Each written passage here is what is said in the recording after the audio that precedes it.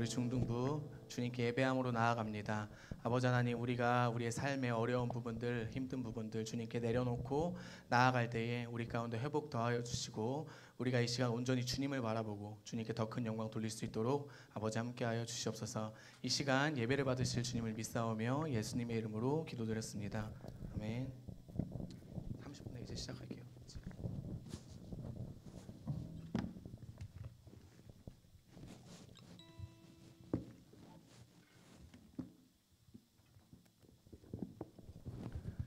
우리 예배에 나오신 우리 중등부 친구들, 온라인으로 현장으로 함께 해주신 우리 중등부 친구들 진심으로 환영하고 축복합니다.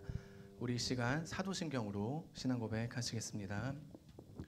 전능하사 천지를 만드신 하나님 아버지를 내가 믿사오며 그 외아들 우리 주 예수 그리스도를 믿사오니 이는 성령으로 잉태하사 동정녀 마리아에게 사시고 본디오 빌라도에게 고난을 받으사 십자가에 못 박혀 죽으시고 장사한 지 사흘 만에 죽은 자 가운데서 다시 살아나시며 하늘에 오르사 전능하신 하나님 우편에 앉아 계시다가 저리로서 산자와 죽은 자를 심판하러 오시리라.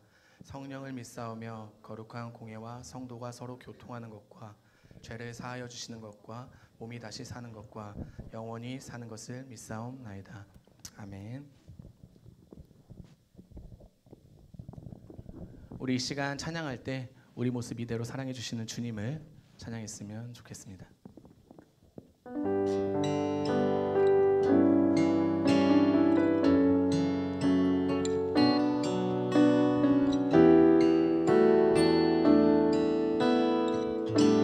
내 모습 이대로, 내 모습 이대로 사랑하시네. 연약한 그대로 사랑하시네. 나의 모든 발걸음 주가 하시나니 날 인도하소서. 내 모습 이대로, 내 모습 이대로 사랑하시네. 연약한 그대로 사랑하시네. 나의 모든 발걸음 주가 하시나니 날 인도하소서. 주의 날개 아래 거하는 것, 주의 임재 안에 거하는 것, 나의 가장 큰 소망, 나의 가장 큰 은혜, 주와 함께 동행하는 일. 주의 날개 아래 거하는 것, 주의 임재 안에 거하는 것, 나의 가장 큰 소망, 나의 가장 큰 은혜, 주와 함께 동행하는 일.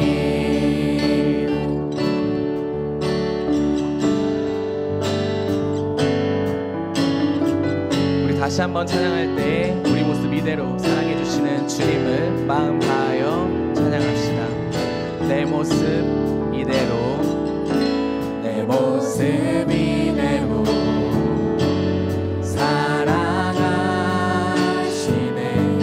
연약한 그대로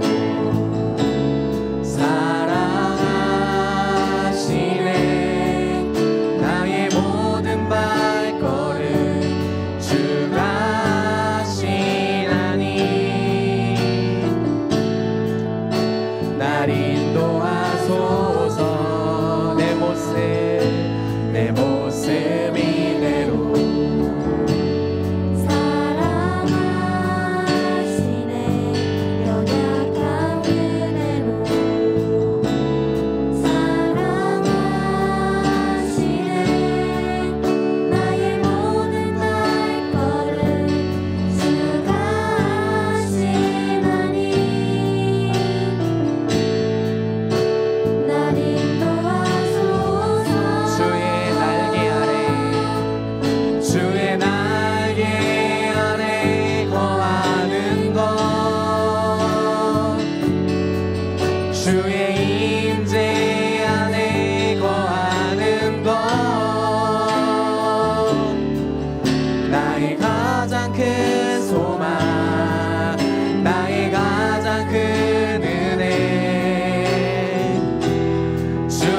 함께 동행하느니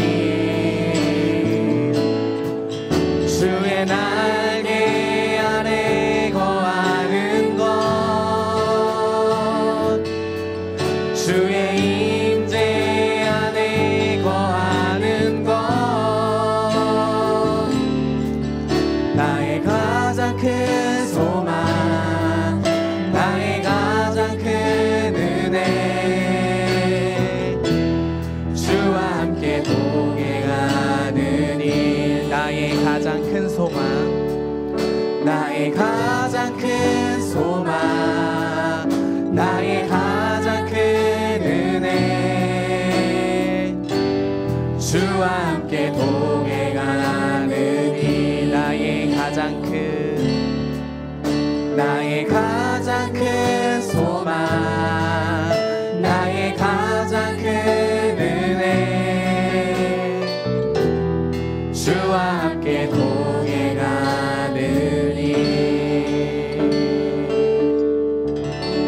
아멘.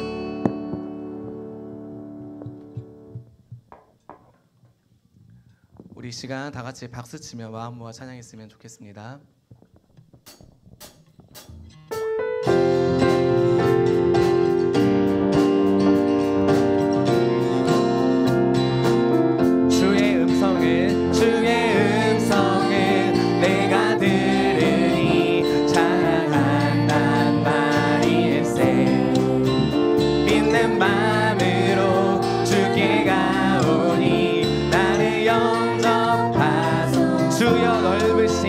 주여 넓으신 은혜 베푸사 나를 받아주시고 나의 품은 뜻 주의 뜻같이 되게 하여 주소서 내가 매일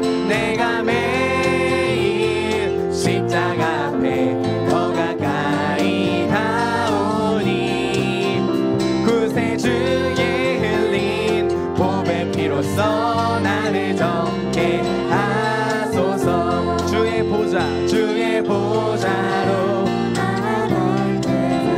어찌하니 기쁠까 주의 얼굴을 항상 배우니 더욱 친근하니 내가 매일 십자가 앞에 더 가까이 가오니 구세주의 흘린 보배 피로써 나를 정케 우리 구주의 넓은 사랑을 증량할 자 없으며 주가 주시는 참된 기쁨도 헤아릴 수 없소 내가 매일 십자가 앞에 더 가까이 하오니 구세주의 흘린 보배 피로써 나를 정케 내가 매일 십자가 앞에 더 가까이 가오니 구세주의 흘린 보배 피로써 나를 우리 마지막으로 고백하기 원합니다. 내가 매일 십자가 앞에 더 가까이 가오니 구세주의 흘린 보배 피로써 나를 정케 하소서. 아멘. 우리 이 시간 우리의 슬픔을 기쁨으로 바꿔주시는 주님을 박수치며 찬양하십시다.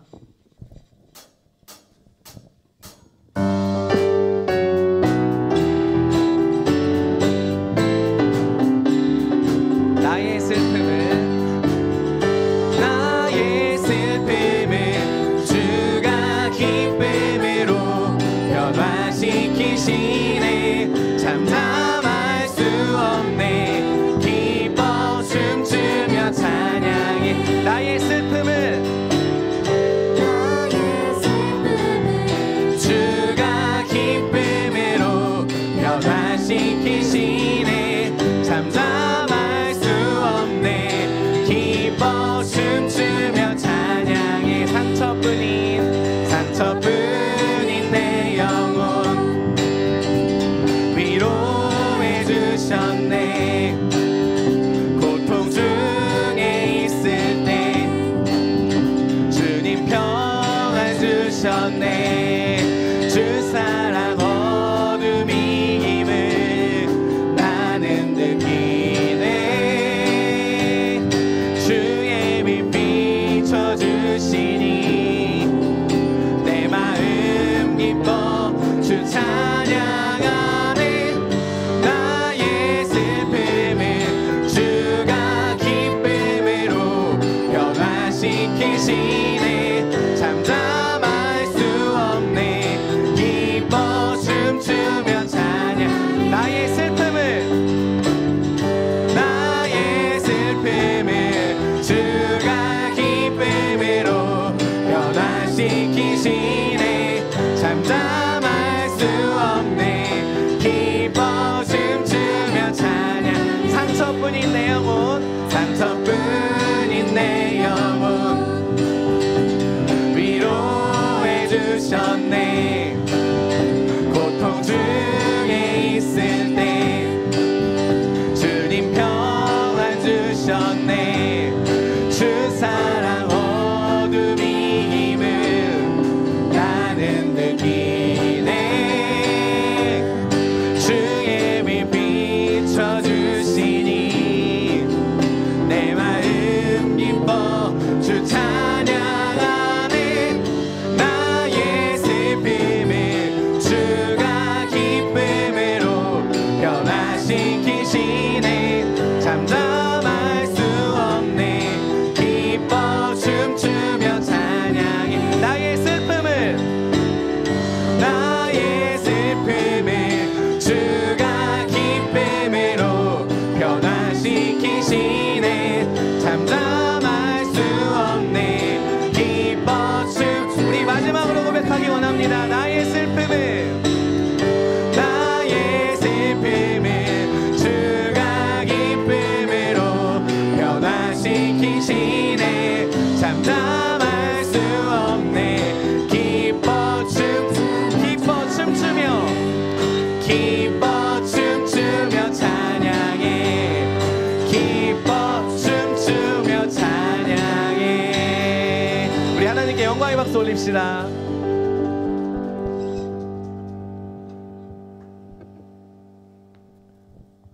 우리 이 시간 찬양할 때 우리의 치료자 되시는 예수님을 마음 다하여 찬양합시다.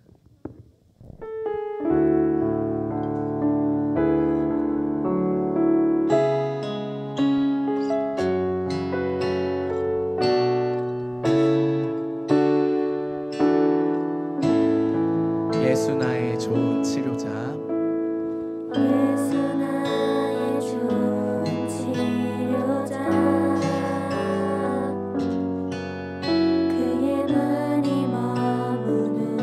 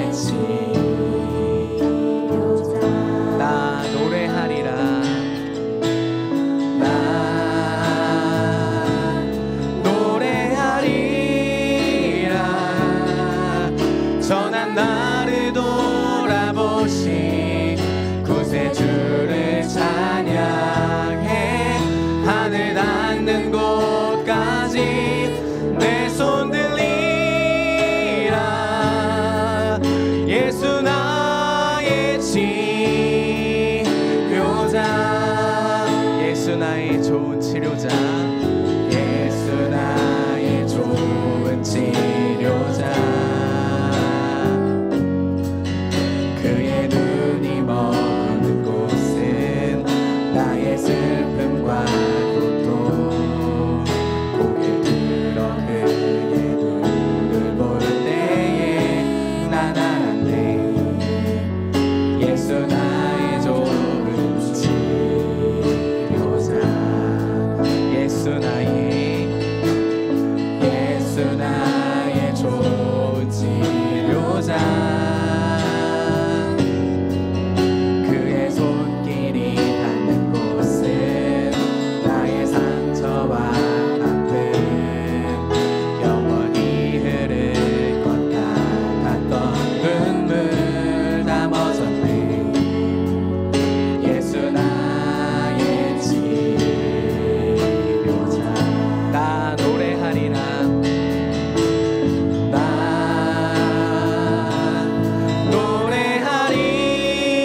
노래하리라 전한 나를 돌아보신 구세주를 찬양해 하늘 닿는 곳까지 내 손 들리라 예수 나의 치료자 나 노래하리라 나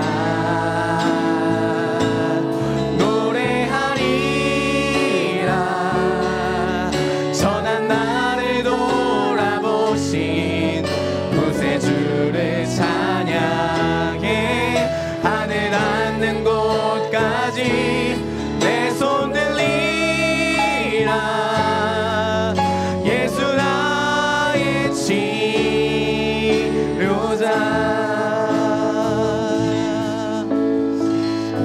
우리 이 시간 다 같이 기도했으면 좋겠습니다. 우리 이 시간 기도할 때 하나님 우리가 이 시간 주님을 온전히 예배하기 원합니다. 하나님 우리의 삶의 모습이 너무나 연약하지만 이 시간 우리가 주님만 바라보며 주님께 우리의 마음을 온전히 드리며 주님께 영광 돌리기 원합니다. 우리 이 시간 주님께 예배 드릴 때 주님이 허락하신 은혜를 온전히 우리가 받고 가는 우리 중등부 공동체가 될 수 있도록 아버지 하나님 이 예배 가운데 은혜를 베풀어 주시옵소서. 우리 이 시간 드려지는 예배를 위해서 다 같이 기도하는 시간 되었으면 좋겠습니다. 다 같이 기도하시겠습니다. 하나님 아버지 감사합니다. 이 시간 우리가 예배를 위해 기도합니다. 하나님 이 시간 우리가 온전히 주님만 바라보고 주님께 예배드리기 원합니다. 아버지 하나님 우리가 이 시간 우리의 마음을 다하여 주님을 예배하기 원하오니 우리 예배를 받아 주시옵소서. 하나님 아버지 이 시간 다른 것들 틈타지 않게 하여 주시고 우리의 마음이 온전히 주님께 드려지는 귀한 예배의 시간이 될 수 있도록 아버지 함께하여 주시옵소서. 우리 중등부 공동체의 마음을 받아주시고 우리 한 사람 한 사람의 마음을 주님께서 받아주셔서 이 예배가 아버지는 주님께 온전히 드려지는 주님께 영광 돌리는 귀한 예배 가운데 나아갈 수 있도록 아버지 함께하여 주시옵소서. 우리가 주님을 바라보고 주님을 의지합니다. 아버지 이 시간 찾아와 주시어서 주님 홀로 영광 받아 주시옵소서.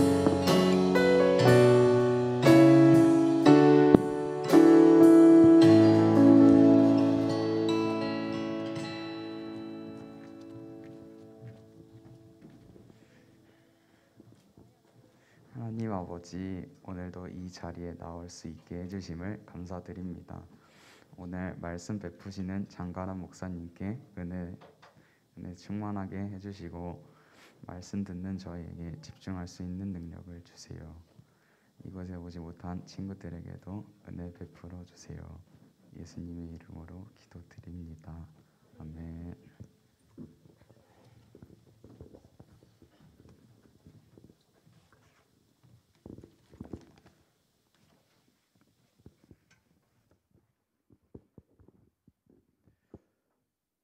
네, 여러분 반갑습니다. 저희가 빨리 모두가 정상적으로 생활도 돌아가고 예배도 그렇게 우리가 기쁨으로 드릴 수 있는 날이 속히 오면 좋겠습니다. 이 일을 위해 저희가 계속 같이 기도하면 좋겠습니다. 또 코로나 상황에 따라 지난주에 목사님 말씀 또 했던 것처럼 우리에게 오는 좀 어려움이 있죠. 미디어나 스마트폰에 대한 유혹이 이전보다 훨씬 많이 노출되어서 아마 목사님 포함한 어른들이 체감하는 것보다 더 여러분들한테는 더 많은 유혹들이 있을 텐데 예배 시간에 그럼에도 우리가 더 집중하고 노력하도록 힘을 씁시다. 그렇게 노력하고 또 찬양할 때에도 온라인 수업에 익숙해지면서 입을 열기를 열 기회가 많지 않았던 우리들이 하나님 앞에 찬양할 때는 큰 목소리로 같이 계속 찬양할 수 있도록 그 부분도 계속 저희가 신경 쓰면 좋겠습니다. 자, 이제 스마트폰은 다 내려놓으시고, 네, 자, 스마트폰을 잡지 않았으면 좋겠어요. 우리 노력합시다. 하나님의 말씀을 함께 읽겠습니다. 요한계시록 13장 11절에서 18절까지 본문입니다. 오늘 예배 후에는 세계관 특강 제3강이 있습니다. 함께 또 신청했던 친구들 꼭 나와주시고 혹시나 관심 있는 친구들도 세 번째 강의에 참여하셔도 좋습니다. 바로 이 자리에서 이어서 11시 20분까지 있겠습니다. 계시록 13장 11절에서 18절까지 저희가 함께 한 목소리로 봉독하겠습니다. 내가 봄에 또 다른 짐승이 땅에서 올라오니 어린 양같이 두 뿔이 있고 용처럼 말을 하더라. 그가 먼저 나온 짐승의 모든 권세를 그 앞에서 행하고 땅과 땅에 사는 자들을 처음 짐승에게 경배하게 하니 곧 죽게 되었던 상처가 나은 자니라. 큰 이적을 행하되 심지어 사람들 앞에서 불이 하늘로부터 땅에 내려오게 하고 짐승 앞에서 받은 바 이적을 행함으로 땅에 거하는 자들을 미혹하여 땅에 거하는 자들에게 이르기를 칼에 상하였다가 살아난 짐승을 위하여 우상을 만들라 하더라. 그가 권세를 받아 그 짐승의 우상에게 생기를 주어 그 짐승의 우상으로 말하게 하고 또 짐승의 우상에게 경배하지 아니하는 자는 몇이든지 다 죽이게 하더라. 그가 모든 자 곧 작은 자나 큰 자나 부자나 가난한 자나 자유인이나 종들에게 그 오른손에나 이마에 표를 받게 하고 누구든지 이 표를 가진 자 외에는 매매를 못하게 하니 이 표는 곧 짐승의 이름이나 그 이름의 수라. 지혜가 여기 있으니 총명한 자는 그 짐승의 수를 세어보라. 그것은 사람의 수니 그의 수는 666이니라. 아멘. 네, 오늘 지난주에 이어서 계속 요한계시록 13장 말씀으로 저희가 하나님의 말씀을 같이 읽겠습니다. 이 13장을 포함해서 계시록을 하나님이 우리에게 주신 사랑의 편지라는 관점으로 읽지 않으면 사실 좀 무섭게 느껴질 수 있습니다. 이건 목사님이 계속 반복적으로 말씀드리는 거죠. 목사님도 사실 어렸을 때 집에 이상한 책이 좀 있었어요. 뭐 휴거, 지금 보면 정말 지금 생각하면 너무 웃긴데 뭐 휴거라든지 뭐 이런 계시록을 좀 잘못 해석한 책들이 한동안 한국 교회에 유행했던 적이 있습니다. 특히 오늘 본문에 적혀 있는 666, 뭐 이제 마지막 때가 되면은 이런 증상들이 일어날 거다라고 하면서 말하는 내용들이 있어요. 그 중에 이제 666이 이제 대표적인 우리 한국 교회를 많이 미혹하던 거였죠. 예전에 주민등록을 막 하려고 했을 때 나라에서 그때 한국 교회에서 이렇게 말하던 사람들이 있었습니다. 드디어 계시록의 예언이 이루어진다. 이 주민등록을 하는 건 666 표를 받는 거다. 이렇게 말하던 분들이 있었어요. 여러분들 그렇게 생각하시나요? 지금은 별로 그렇게 생각 안 하죠. 주민등록증 빨리 나왔으면 좋겠죠. 그러다가 이제 바코드라는 게 이제 우리가 거래할 때 삑 하고 바코드를 이용해서 물건을 사고 하잖아요. 이 바코드가 나왔을 때 드디어 666 또 이런 이야기들이 또 한동안 유행을 했습니다. 그러다가 이제 일부 어느 나라에서 준비하고 있다는 베리칩이라는 것도 벌써 10년이 됐네요. 그렇죠. 그 내용이 유행했던 게 벌써 10년이 되었어요. 뭐냐면 우리의 몸에 칩을 생체 인식 칩을 이제 넣어둔다라는 거예요. 그러면은 따로 우리가 뭐 신분증을 보여주거나 뭐 신용카드로 결제하거나 할 거 없이 우리 몸 안에 있는 그 칩을 이용해서 베리칩이라는 걸 이용해서 우리가 거래도 하고 뭐 신분증 대신 역할도 한다라는 거예요. 그게 뭐 실제로 일어날지는 잘 모르겠지만 일어날 수도 있겠죠. 미래 언젠가. 근데 그런 이야기를 가지고 드디어 말세의 때가 됐다. 계시록대로 666이 실제로 일어나는 시기가 됐다. 이런 또 이야기들이 들리곤 했습니다. 반복적이에요. 이 사람들의 관심은 뭐냐? 그때 했던 말이 이거거든요. 절대 베리칩 받으면 안 된다. 절대 바코드 쓰면 안 된다. 절대 등록하면 안 된다. 그거 하면 짐승의 표를 받았기 때문에 당신들이 아무리 예수님의 사람들이라고 하더라도 그 짐승의 표를 받으면 당신들은 천국에 갈 수 없다. 지옥에 가게 된다. 이런 논리가 있었어요. 근데 우리 중등부 친구들은 그런 정보를 별로 들어본 적이 없죠. 그러니까 목사님도 옛사람이 되어져 버려가지고 근데 앞으로 우리가 생활하면서 이런 소리들을 어쩌면 듣게 될지도 몰라요. 근데 그런 게 아니에요. 계시록에 적혀 있는 666의 의미가 뭔지 오늘 목사님과 함께 깊이 마음에 좀 새기고 나중에 대학교를 가든 이런 목사님 얘기를 좀 세게 하면 헛소리를 하는 사람들을 만났을 때 성경을 중심으로 여러분들이 정확한 기준을 분명하게 세워놔야 합니다. 안 그러면 나중에 아무것도 아닌 건데 공포심에 빠질 수 있고 잘못된 거짓에 우리가 괜히 마음이 불편할 수 있어요. 그러지 않도록 지금 꼭 말씀을 집중해서 666을 정확하게 이해하시기를 바랍니다. 지난주에 목사님이 강조했던 건 그거였죠. 성삼위일체를 흉내내는 마삼위일체 기억나십니까? 그 용이라는 짐승은 성부 하나님을 흉내냈어요. 온 세상이 자기 거인 양. 사실은 거짓이죠. 탐욕. 자기가 원하되 사실 이룰 수도 없는 무능력함. 그러니까 하나님과는 비교할 수 없는데 근데 이미 천국에서 하늘에서 전쟁에서 참패하고 땅으로 쫓겨났기 때문에 그 하늘의 소식을 모르는 땅에 거하는 자들에게 미혹하는 거죠. 속이는 거죠. 그게 이제 용이 가지고 있는 유일한 힘입니다. 그리고 그 용의 형상을 닮은 그 뿔을 가지고 있고 그 면류관을 용의 개수만큼 가지고 있는 용의 형상을 닮은 그 다른 짐승이 나오죠.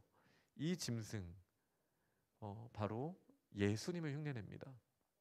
죽었다가 살아난 것처럼. 그래서 그 기적으로 경배를 받는 모습.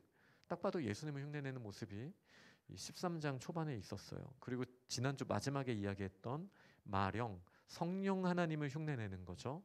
그래서 우리가 11장에 봤던 성령님의 역사, 하늘에서 불이 내리기도 하고 수많은 이적을 베풀기도 하고 그리고 예수 그리스도를 증언하는 그래서 예수 그리스도께 경배하게 하는 성령님의 역사를 흉내내는 또 다른 짐승이 나옵니다.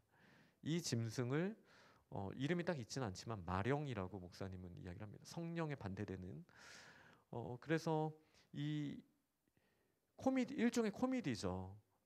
하나님 아버지, 성자 예수님, 성령 하나님을 흉내내는 용과 다른 짐승과 또 다른 짐승의 모습이 나와요.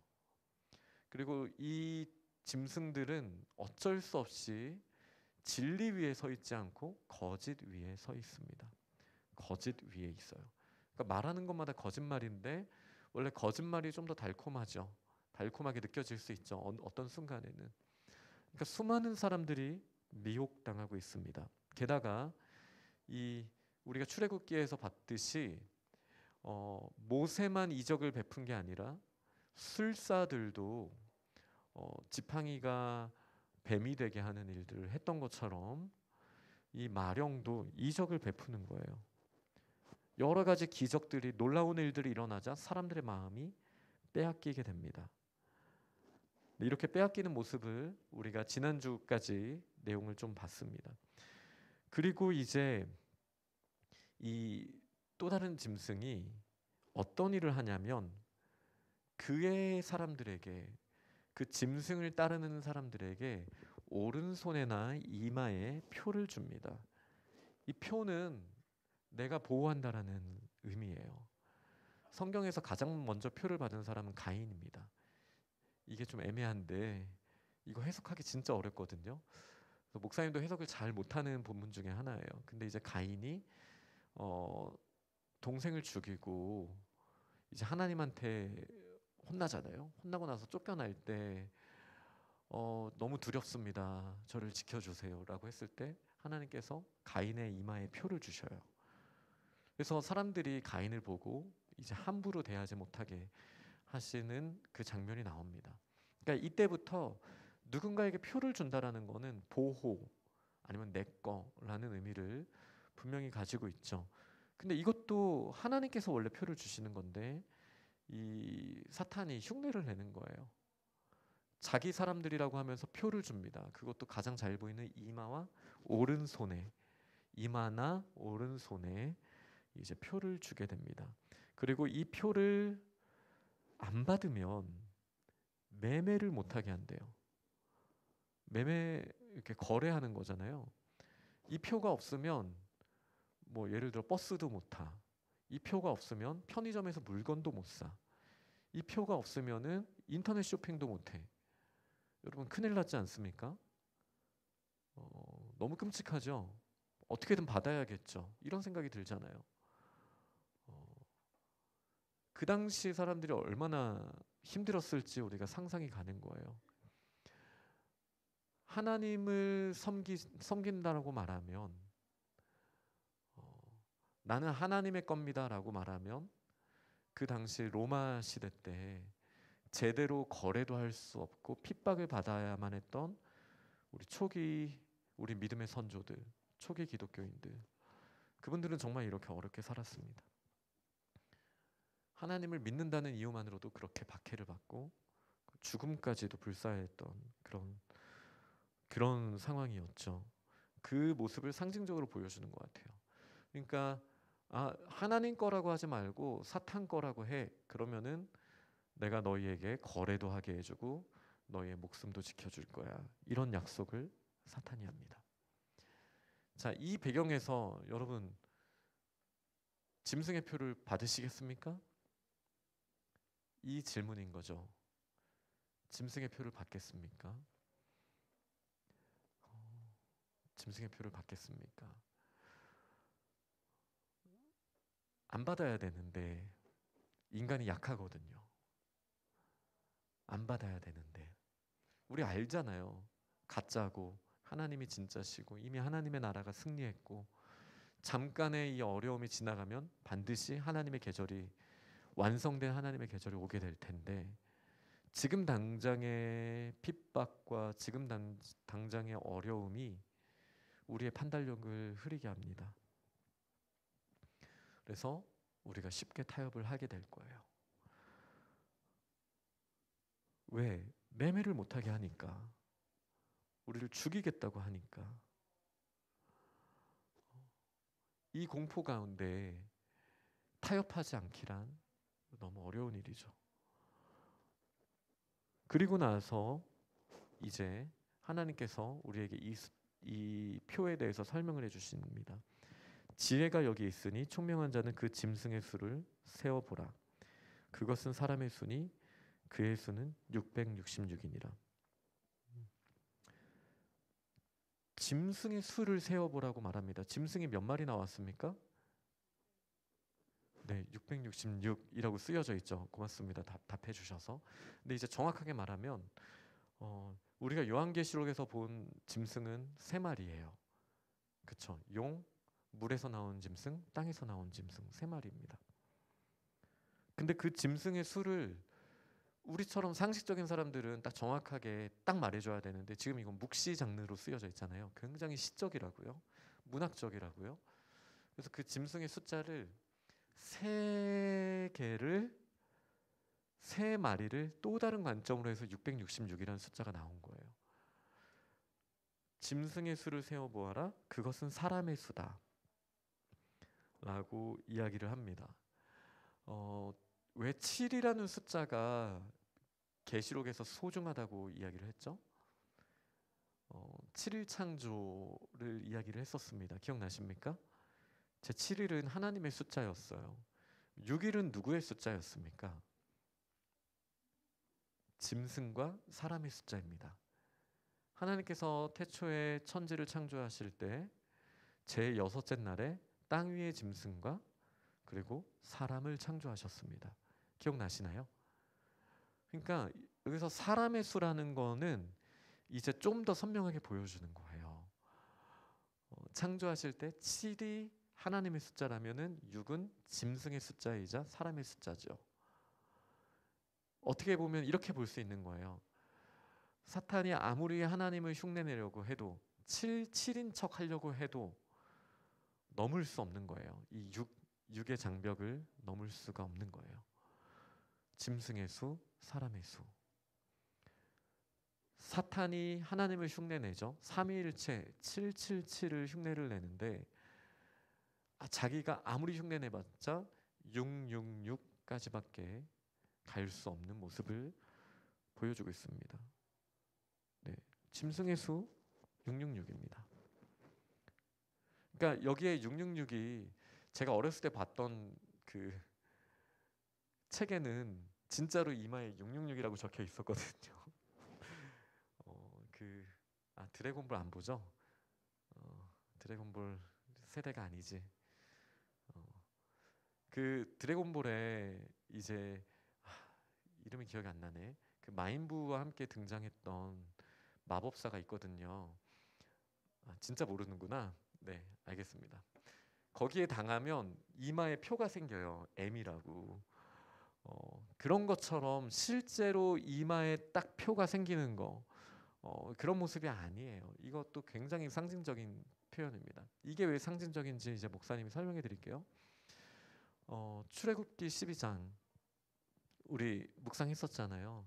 6월절 하나님께서 이스라엘 백성을 구원하실 때 제 10번째 재앙 때 어떤 일이 일어나죠? 장자의 죽음의 재앙이 있었습니다. 그때 어린 양의 피를 어디에 발랐죠? 네, 문 좌우설주와 문 임방에 피를 발라야 됐어요. 그죠? 그러면은 그 표식을 가지고 있는 집은 죽음을 넘어가게 되었어요. 이거 기억나시나요? 근데 이거를 약간 우리가 시적으로 상징적으로 생각해 볼게요. 집을 사람이라고 생각해 볼게요. 집 문을. 그러면은 네, 문 임방 문설주 이마와 오른손 내 표가 겉에서 봤을 때 표가 있는 사람들이죠. 제가 너무 억지 쓰는 것 같으신가요 혹시? 한번 그 이미지를 생각해 보세요. 그 6월절 피를 바른 게 어떤 상징적인 의미인가? 나는 이 세상에 속해 있지 않고 하나님의 것입니다라는 정확한 표현이에요. 믿음의 표현. 가장 잘 보이는 곳에 드러나게 했죠. 그래서 신명기 6장에는 하나님의 말씀을 문 밖에다가 붙여라 라고 말하면서 가정으로는 문에다가 붙여라. 유대인들은 실제로 그걸 붙이고 있어요. 그래서 집에 들어갈 때마다 그 말씀함을 건드리면서 들어갑니다. 그러면서 동시에 신명기 6장에서 뭐라고 말씀하시냐면 그 말씀을 너의 이마와 너의 팔에다가 메어라 라고 말씀하십니다. 그래서 그런 사진을 보신 친구들이 있을지 모르겠어요. 그 유대인들 사진인데 실제로 이마와 이 손에다가 말씀함을 붙이고 가죽띠로 이렇게 묶어 놓은 사람들이 있어요. 네, 아마 나중에 언젠가 곧 보게 될 거예요. 유대인들이 그 말씀을 문자 그대로 받아들여서 실제로 기도할 때 그렇게 하고 기도한 사람들이 있는데 신명기 6장을 보면 분명하게 그 출애굽기 12장 이미지 집 문에다가 붙이는 하나님의 표식을 집 문과 사람으로 연결해 주시는 장면이 신명기 6장에 나옵니다. 그 또한 나는 하나님의 것입니다 라는 의미죠. 네, 이해되시죠? 근데 여기서 좀 더 선명하게 나오는 거는 에스겔 9장에 나와요. 에스겔 9장에 보면은 하나님께서 예루살렘에 심판하는 군대를 보내거든요. 근데 이 군대가 어떤 사자라고 표현이 되어 있는데 어떤 사람들을 이제 심판하게 되냐면은 표가 없는 사람들을 심판을 합니다. 이 표는 어떤 사람들이 받을 수 있냐면 예루살렘을 이미 황폐화된 예루살렘이거든요. 다른 나라에 의해서 짓밟히고 우상이 세워져 있는 그 예루살렘을 보면서 탄식하며 우는 자들이 있었어요. 이곳은 이런 곳이 아닌데, 여기는 하나님을 예배하는 곳인데 왜 저런 멸망의 가증스러운 것들이 세워져 있지? 하나님, 너무 슬픕니다. 하나님의 공의를 보여주세요.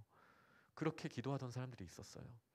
그래서 하나님께서 먹그릇을 찬 서기관들을 보내셔서 그 탄식하는 자들에게 먹그릇의 이제 붓으로 이제 이마에 표를 주십니다. 이마에 표를 주셔요. 그래서 이마에 표가 있는 자들은 멸망당하지 않게 하셨어요. 그리고 이 이마에 표가 없는 자들을 이제 심판하시는 그 장면이 에스겔 9장에 나옵니다. 이게 무슨 얘기예요? 이 표식을 준다라는 이미지는 666이 처음이 아니라는 거예요. 사탄이 처음 만들어낸 게 아니에요. 이 창세기 13장의 흐름 그대로 하나님께서 하나님의 사람들에게 약속하신 그 모든 것들을 사탄이 흉내내면서 패러디하고 있는 거예요. 근데 당연히 가짜잖아요. 가짜거든요. 비슷한 척 하는데 가짜예요. 사람들을 미혹하고 사람들을 혼란스럽게 해서 진짜 표를 받은 사람들을 표를 받지 못하도록, 가짜 표를 받도록 사람들을 미혹하고 있는 장면으로 우리가 요한계시록 13장을 이해하면 됩니다. 그러니 목사님이 좀 지나치게 강조하는 것 같은 느낌이 있기는 하나, 여러분, 요한계시록 13장은 우리를 무섭게 하는 장이 절대 아니에요.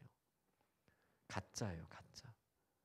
666 표 주는 거, 그리고 그 표가 진짜 보호해 주는 것처럼 말하는 거 다 가짜입니다. 정말 걱정하지 않아도 돼요. 여기서 말하는 표 말고는 다 하나님이 주신 표예요. 우리 기억나세요? 그 요한계시록 7장 그 14만 4천 명이 나왔죠. 계시록 14장에 또 나올 거예요. 이것도 흥미롭죠. 7장과 14장에 14만 4천 명이 나온다라는 거는 숫자적으로 좀 흥미로운데, 여기서 우리가 이해해야 되는 건 뭐냐면 14만 4천 명이 뭐였죠? 하나님의 인침을 받은 사람들이에요. 인침을 받았다라는 말이 표를 받았다라는 말이에요. 이미 하나님의 표를 받은 사람들이에요. 어린 양의 보혈로. 우리가 자격이 있어서가 아니라 예수 그리스도께서 자격이 있어서 우리는 인침을 받았습니다. 이미 우리의 이마와 우리의 손에 우리는 하나님의 자녀로서의 표를 받았어요. 근데 이게 사실인데 사탄은 그게 너무 배가 아프고 사탄은 그걸 어떻게든 망치고 싶은 거예요. 그래서 사람들을 미혹합니다. 그거 잘못된 거라고, 666이 진짜라고, 666 받아야 된다라고 지금 미혹하고 있는 거예요. 자, 여러분 어떻게 하시겠습니까? 짐승의 표를 받을 수 있는 기회가 온다면 받으시겠습니까? 안 돼요. 받지 마세요. 목사님이 갑자기 헷갈리게 말하죠. 상징적인 거라고 말했으면서 왜 갑자기 짐승의 표를 실제로 받는 것처럼 말을 할까? 이건 상징적이나 우리의 매일의 삶 가운데 나타나거든요. 목사님은 짐승의 표를 받았던 목사님의 얼굴을 본 적이 있어요. 이 표는 영구적인 표로서의 의미는 아닙니다. 목사님이 탐욕에 찌들어 있었을 때, 목사님이 무언가에 분노하였을 때, 목사님이 거울을 봤는데 영락없이 짐승의 표를 받은 사람의 모습이었어요. 목사님은 똑같은 목사님인데 어느 순간 내가 하나님의 자녀로서의 정체성을 잃어버리고 절제하지 못하고 탐심과 분노의 노예가 되어버렸을 때 목사님 얼굴에 나타나더라고요. 그리고 얼굴에만 나타나는 게 아니라 내 손이 하는 것에서도 그 결과가 나타나요. 그때 우리는 속으로 그러죠. 아니, 이 정도 탐심도 부리지 않고 또 이 정도 화도 안 내면서 어떻게 세상에서 성공하겠다 그래. 세상에서 성공하려면 매매하고 또 죽임당하지 않으려면 적당히 이런 일들을 하면서 가야 돼라고 스스로 타협을 합니다. 그리고 우리는 하나님의 것이 될 것인가 사탄의 것이 될 것인가라는 매일의 선택지 가운데 늘 그렇진 않다 할지라도 사탄의 선택을 할 때가 있어요. 그리고 적어도 그 순간만큼은 우리는 짐승의 표를 받았다라는 말은 사실 너무 세고 짐승의 표가 있는 가면을 잠깐 쓰고 있다. 마스크를 쓰고 있다. 이렇게 목사님은 표현할 수 있을 것 같습니다. 이런 표현이 성경적이지 않을 것 같죠. 베드로가 엄청난 고백을 하죠. 예수님께 너희는 나를 누구라고 하니 주는 그리스도십니다. 살아계신 하나님의 아들이십니다. 칭찬을 받죠. 그래서 예수님께서 비밀을 가르쳐 주세요. 이 정도 됐으면 됐어. 그래서 내가 고난을 당하고 십자가를 져야 돼 라고 말씀하시니까 사탄이래. 죄송합니다. 베드로가 뭐라고 했습니까? 절대 그럴 일은 없습니다. 내가 막아드릴 거예요. 내가 보호해 줄 거예요. 이 가운데는 베드로의 탐심이 들어가 있는 거거든요. 그때 그 모습을 보시고 예수님이 베드로한테 뭐라고 말씀하셨습니까? 사탄아 물러가라. 이렇게 말씀하셨어요. 베드로. 솔직히 베드로 정도면 믿음에 있어서 그래도 대단한 분 아닙니까? 목사님이 베드로 어떻게 따라갈 수 있겠습니까? 근데 예수님은 그 베드로한테도 사탄아라고 말씀하셨어요. 이 말은 이제 베드로가 지옥에 갔다라는 뜻이 아니죠. 어떤 의미입니까? 아무리 하나님의 표를 받은 사람들도 우리의 매일의 삶 가운데 짐승의 표의 유혹에 넘어가고 짐승의 표의 흔적을 가지고 살아갈 수 있다라는 거예요. 그리고 그 기준을 우리가 정확하게 세우지 않으면 너무 미혹되기가 쉬워요. 왜요? 사탄이 하는 말도 겉으로는 되게 비슷하거든요. 사탄이 하는 이적, 사탄이 하는 약속들, 하나님이 하시는 약속과 토시 조금 바꾼 거예요. 조금 바꾼 거예요. 그렇기 때문에 우리가 깨어있지 않으면 내가 하나님의 자녀로서 하나님의 자녀답게 산다고 말하면서도 그날그날의 선택에 있어서 하나님의 뜻을 선택하는 게 아니라 짐승의 표를 받는 사람들처럼 우리가 그런 선택을 할 수 있다라는 겁니다. 여러분 어떻게 하시겠습니까? 사탄이 우리에게 유혹할 거예요. 이 세상의 문화를 따라라. 목사님은 문화가 사실은 여기서 말하는 우상이라고 생각해요. 이 셋째 짐승이 우상에게 생기를 넣어주었죠. 그리고 이 우상에게 말하게 합니다. 이 우상은 사탄의 생각을 말하게 합니다. 지금 우리가 살고 있는 이 세상의 문화가 많은 면들이 이 세 번째 짐승에 의해서 기울어져 있어요. 우리가 노력하지 않으면 이 짐승이 말하는 것, 이 우상이 말하는 것에 우리가 쉽게 노출이 되어요. 그리고 그 생각과 나의 생각이 구별되기가 참 어렵습니다. 참 어렵습니다. 여러분 우리가 깨어나야 돼요. 깨어나야 돼요. 문화 서서히 우리가 같이 온탕에 있어서 서서히 뜨거워지는 것과 같아요. 그 문화 안에서 이 문화가 옳은 건지 나쁜 건지 분별하기가 어려워요. 이 세속적인 문화에서 우리 문화가 안 그런 문화들도 물론 있죠. 분별할 수 있어야 돼요. 근데 우리 문화 중에 존중하지 못하고 비난하고 상대방을 깎아내리고 거짓을 말하고 그다음에 탐심을 미화하고 수단 어떤 과정보다 결과가 더 중요하다라고 말하고 세속화되어서 너무 성적인 것과 그 다음에 또 그게 뭐 성적인 탐심이든 아니면 물적인 탐심이든 아니면 식탐까지도 맛있는 거를 많이 먹는 거, 이런 것에 가치를 두는, 그래서 탐심을 발휘하는 게 마치 미덕인 것처럼 세상 문화가 그렇게 지금 기울고 있어요. 우리 정신 차려야 됩니다. 사실은 베리칩이나 바코드 이런 거는 무섭지 않죠. 만약에 그게 진짜 짐승의 수였으면은, 짐승의 표식이었으면 그것만 안 하면 되는 거잖아요. 근데 진짜 어려운 게 뭐예요? 이 짐승의 표가 그런 걸로 오는 게 아니라 우리 마음으로부터 오기 때문에 문제인 거예요. 우리의 마음의 생각에 들립니다. 이 마음의 생각이라는 키워드가 혹시 헷갈린다면 오늘 세계관에 꼭 남아주시면 좋겠어요. 목사님이 마음의 생각에 대해서 좀 오늘 깊이 나누려고 합니다. 우리의 생각에 너무 쉽게 사탄의 것들이 스며들어와요. 하나님의 사람들이라고 하는데 여전히 우리가 탐심에 있고 분노에 사로잡혀 있어요. 그래놓고도 내가 하나님의 표를 받은 사람이다라고 생각할 때가 있어요. 안 되죠. 그래서 우리가 적극적으로 기도하고 말씀 읽고 하나님을 찬양하는 그 길에 나아가야 되는 거예요. 우리가 그렇게 힘쓰지 않으면, 우리가 그렇게 노력하지 않으면 나도 모르게 사탄의 생각에 노출이 됩니다.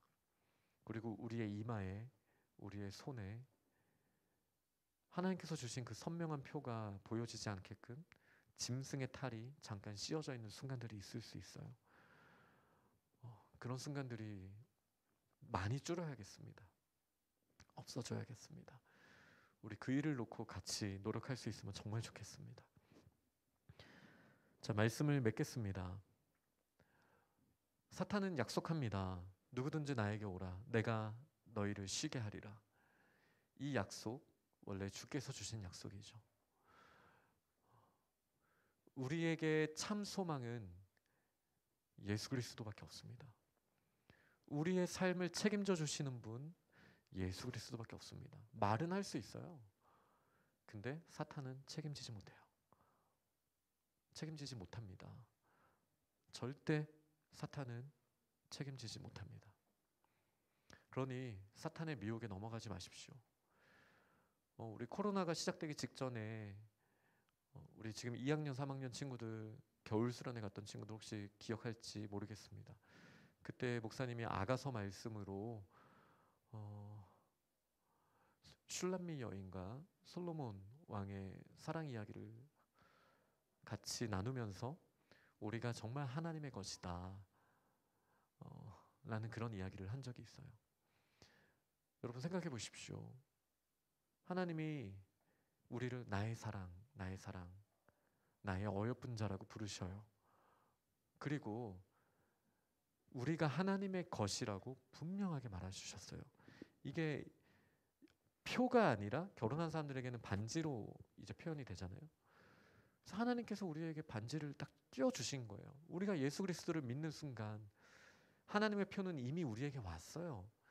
우리가 하나님의 사람답게 살 수 있도록 그 하나님의 사랑받기에 합당한 삶으로 정결한 삶을 살아야죠. 그렇게 우리에게 표를 주셨어요.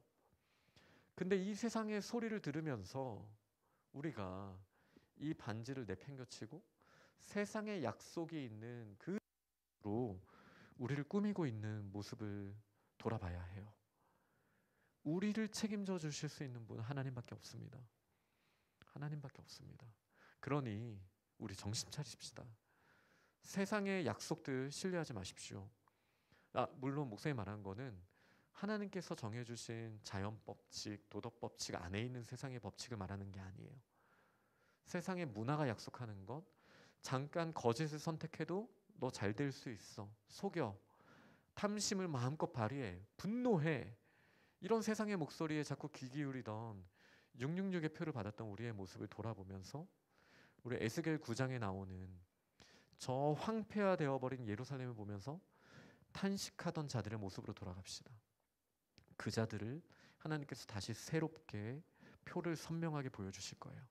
우리 그런 믿음의 자리에 나아가는 우리 귀한 중등부 친구들이 되시기를 간절히 소망합니다. 이 시간 우리 함께 결단하며 찬양하실 때 또 준비하신 예물도 하나님께 드리겠습니다.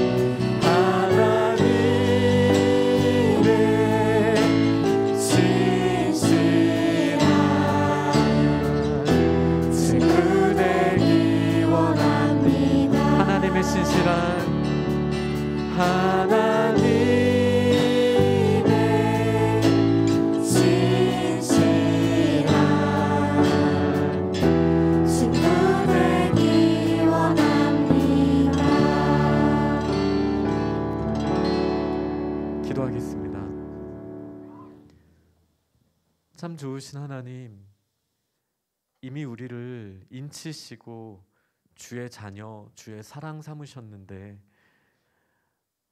최후의 발악을 하는 저 사탄의 세력에 미혹되어 날마다의 삶 가운데 하나님의 자녀로서의 품격, 그 아름다움, 그 행복을 지키지 못하고 곧 무너져버릴 모래성과도 같은 사탄의 약속을 쫓아가며 탐심을 부리고 분노하고, 하나님 그 사탄의 그 짐승의 표를 기쁘게 받아왔던 우리의 모습을 돌아보게 됩니다.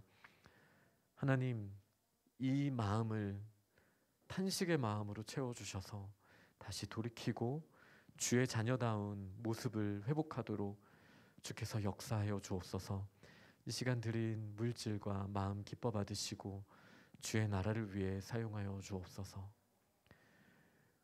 우리 주 예수 그리스도의 은혜와 아버지 하나님의 사랑과 성령님의 교통하심이 세상의 유혹에 넘어가는 것이 아니라 하나님의 자녀의 품격을 지키며 승리하는 삶을 살기를 원하는 이 자리에 있는 모든 하나님의 자녀들과 우리 중등부 공동체 위에 영원토록 함께 있을지어다. 아멘.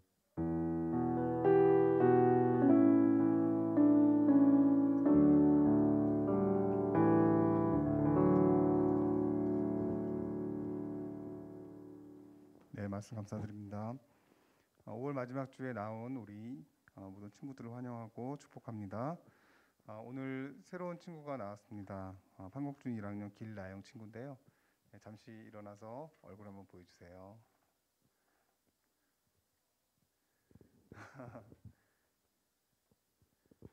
네, 여기 1학년 3반인가요? 네, 3반에 있기로 했고요. 그리고 환영하는 축복의 박수를 보내주시기 바랍니다. 네, 교회에 잘 적응하시기 바랍니다. 오늘 말씀드렸듯이 11시 20분까지 이 자리에서 세계관 특강 제3강이 있습니다. 한 주간 잘 보내시고요. 6월 달에 모두 만나도록 합시다. 예, 감사합니다.